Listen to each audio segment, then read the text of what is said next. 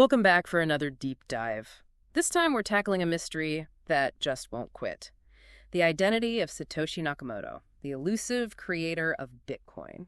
It's fascinating how much this anonymous figure still captivates people, even as crypto becomes more mainstream. Right, it's like the ultimate origin story, and it gets even more intriguing when you consider how this anonymity shapes the very idea of cryptocurrency. Exactly. Does it represent the brilliance of one person, a group effort, maybe even something more shadowy?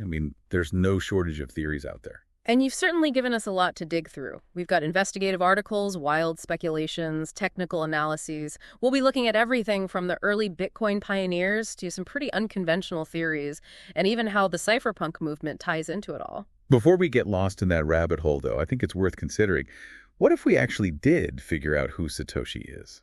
Would it change how people view Bitcoin? Would it impact its value? That's a great point. I guess we'll come back to that later.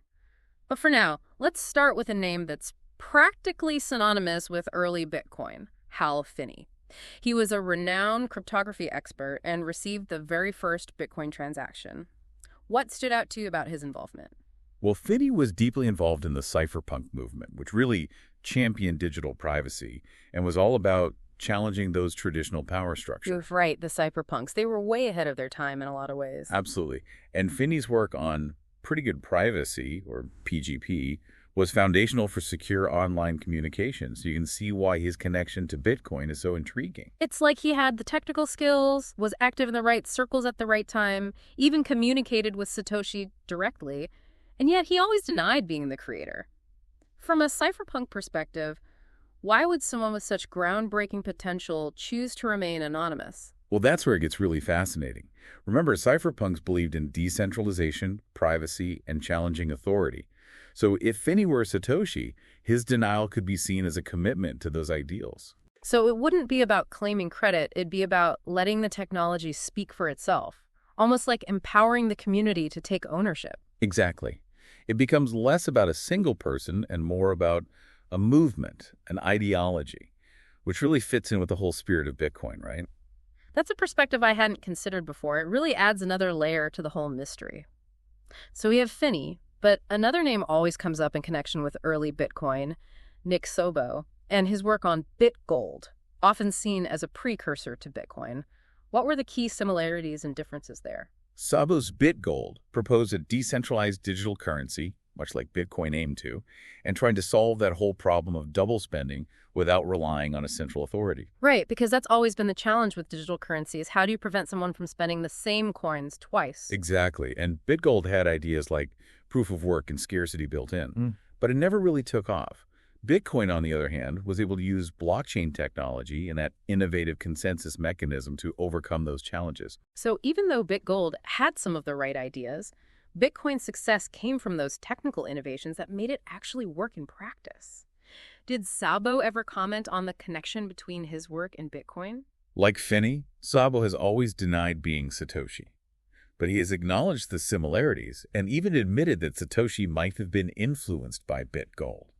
He sort of sees the intellectual connection. It seems like we're seeing a pattern here. Both Finney and Szabo, these pioneers in their fields, they distance themselves from the Satoshi title, even though they're clearly connected to the tech and the whole ideology behind Bitcoin. And that raises an interesting question. What if creating Bitcoin wasn't a solo effort?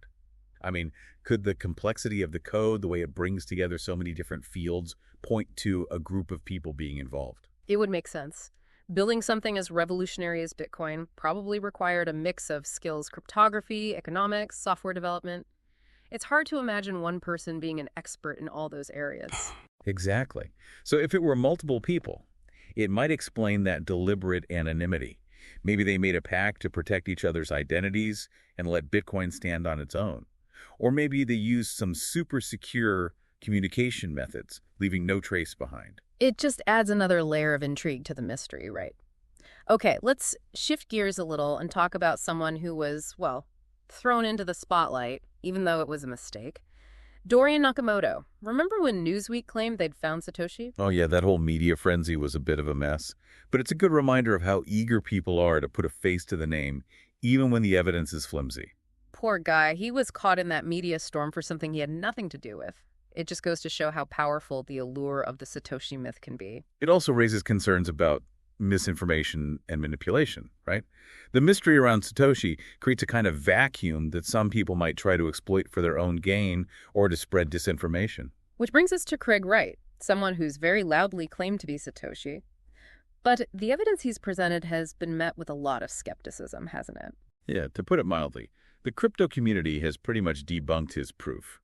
He hasn't been able to provide that cryptographic evidence that would actually link him to those early Bitcoin transactions. So it underscores how important it is to be critical of the information out there and not just take things at face value, because with a mystery like this, there are always going to be people who try to capitalize on it. Absolutely. You have to be really careful about your sources and double-check everything. So we've got these early pioneers who deny being Satoshi, a mistaken identity case that went viral, and someone whose claims have been pretty much dismissed. It's like the deeper we dig, the more complicated this mystery gets. It certainly does. But it's not just about those big names. There are other avenues we can explore, maybe less obvious clues that can help us understand Satoshi better.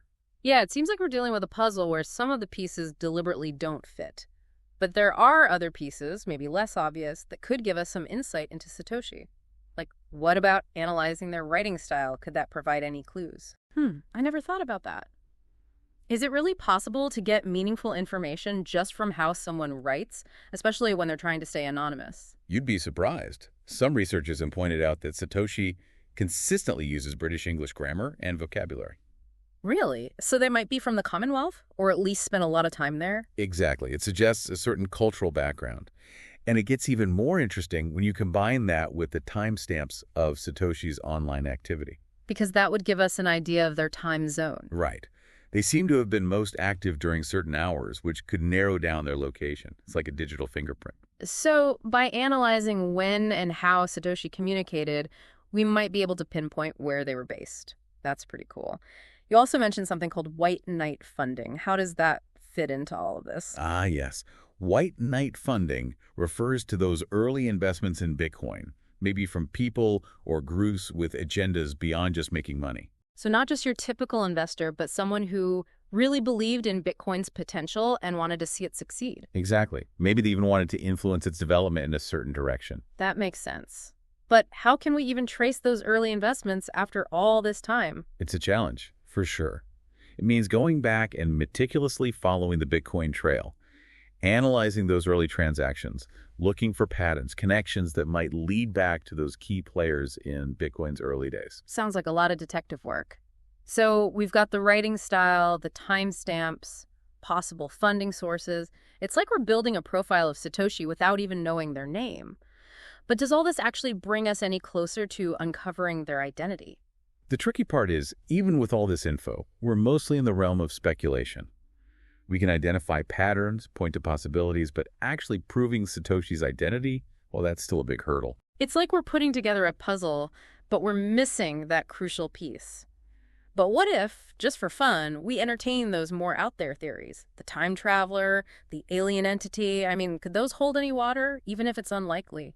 While it's tempting to let our imaginations run wild, I think it's important to separate creative speculation from evidence-based analysis. We need to ground our investigation in what's realistically possible. Right, so no time-traveling Bitcoin inventors. Probably not. But there's still room for thinking outside the box within the realm of plausibility. What if Satoshi Nakamoto itself is a carefully crafted smokescreen, a distraction to throw everyone off the scent? Whoa, that's a twist. So maybe we've been chasing a phantom name this whole time. But if that's the case, where do we even begin to look for the real creator? Instead of getting hung up on a single name, maybe we need to broaden our perspective. Consider the possibility of a group effort. Remember, creating Bitcoin required a pretty diverse skill set. Cryptography, economics, software development. Maybe no single person had all those talents. So what you're saying is maybe it was a team working together under this shared pseudonym. Exactly. Instead of searching for one lone genius, maybe we should be looking for a hidden network of collaborators. It starts to feel a bit like a spy thriller. But how do we even go about uncovering such a network?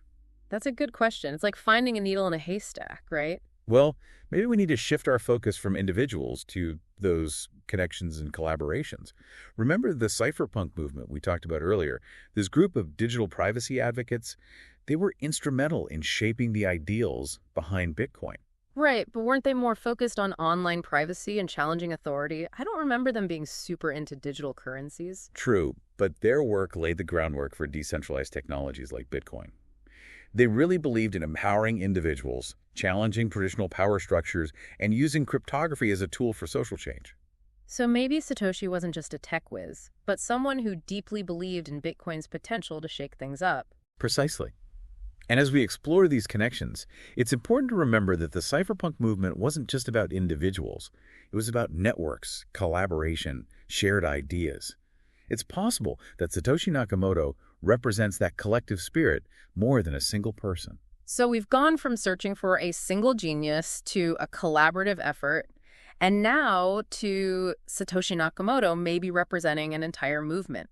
This deep dive keeps getting more and more complex. It certainly does. And as we delve deeper into that cypherpunk connection, there are a couple of names that really jump out. Okay, you've really got me hooked now. Who are these cypherpunks that might be connected to the Bitcoin origin story? Well, let's go back to Hal Finney for a moment. We already talked about his technical skills and how much he aligned with those cypherpunk values. But there's one detail that's really striking. In light of all this, years before Bitcoin even existed, Finney developed something called reusable proof of work. Reusable proof of work, what was that all about? It was an early attempt to create, well, a kind of digital cash that didn't need a central authority. It didn't quite take off, but it shows that he was thinking about the same problems that Bitcoin later solved. So he had the skills, the mindset, and he was already working on digital currency solutions years before Bitcoin came out. It really makes you wonder if his denying being Satoshi was more about protecting his privacy, staying true to that cypherpunk idea of anonymity. Yeah, it's definitely a possibility. Those cypherpunks were really wary of centralized power and often used pseudonyms to shield themselves. If Finney was involved in creating Bitcoin, he might stayed silent to protect the project's decentralized nature. That makes a lot of sense. Letting Bitcoin grow organically without being tied to any one person would have been totally in line with those principles. You mentioned another name that stood out in the cypherpunk world. Right. Szabo. Yeah. His BitGold proposal, even though it wasn't ultimately successful, it laid out a lot of the ideas that Bitcoin built on.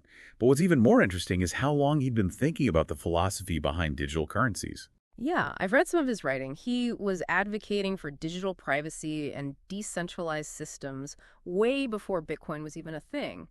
Was it all just theoretical, or was he actually trying to build things? Szabo wasn't just an armchair theorist. He was really involved in the technical discussions, especially around how to use cryptography to give power to individuals and create systems that resist censorship. You can see from his writing that he understood how digital currencies could disrupt the whole financial system. So we've got these two guys, both deep in the cypherpunk movement, both with the skills and the motivation to potentially create Bitcoin. But they both deny being Satoshi. It's almost like we're being led to believe that Bitcoin just sprang up organically from this whole network of brilliant minds. It's a really compelling idea, isn't it? What if creating Bitcoin wasn't a single event, but more like the combination of years of collaboration and ideas within the cypherpunk community? Maybe Satoshi Nakamoto isn't one person at all, but a symbol of that collective effort. So instead of looking for one inventor, we should be thinking about the whole history of the cypherpunk movement, the ideas they shared, the way they worked together. Exactly. The search for Satoshi might not be about finding a person, but about understanding how a revolutionary idea was born out of this network of people who were dedicated to challenging the status quo. Wow, that really changes how I think about this whole mystery. It's not just about a name, but about understanding the origins of this powerful idea. It makes me wonder, would it even be a good thing to know who Satoshi is? Would it take away from the power of the idea or undermine the decentralized nature of Bitcoin? That is the million-dollar question. Maybe the fact that Satoshi Nakamoto remains a mystery is crucial to what Bitcoin is all about. It lets us focus on the technology and what it can do, rather than the person behind it. So for our listeners, the takeaway here is that trying to uncover Satoshi's identity is a fascinating journey in itself, but it's the exploration of the ideas and the people that led to Bitcoin that really helps us understand this revolutionary technology. Maybe the search for Satoshi is less about finding a definitive answer and more about embracing the mystery. I couldn't have said it better myself. As you continue to explore the world of cryptocurrency, remember that the drive for innovation and those decentralized solutions, That's what's really important, not any single person's name. Absolutely. That's a great point to end on. Thanks so much for joining us for this deep dive. And to our listeners, keep exploring, keep questioning, and keep the spirit of the cypherpunks alive as you navigate the exciting world of cryptocurrency.